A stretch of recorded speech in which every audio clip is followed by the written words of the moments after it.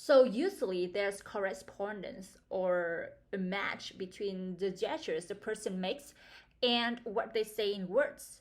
The words and the hand movements go together, but sometimes people use the gestures that doesn't match their words.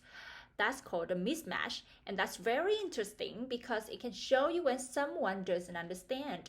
Professor Golden Meadow worked with children trying to do mathematical problems, and she asked them to explain how they worked out the answer. And she watched their hands.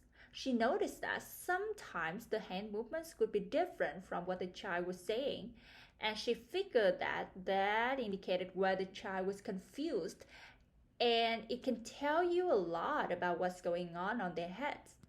Professor Golden Meadow believes that we actually use our hands to help us think and to help us put things into words. I'm sure you've noticed that people use more gestures when they have difficulty with language. For example, when they're speaking a foreign language, or when they're explaining something complicated, or when they're describing a painting, like a kite, so or something like that. So it seems as a gesture is an important step between thinking and speaking, like a kind of bridge between ideas and words. So let's summarize what I have so far.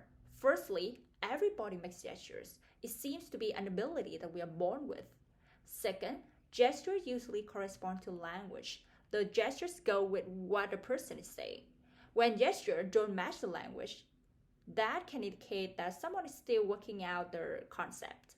And finally, it seems that people actually use gesture to help them think. Okay, any questions so far?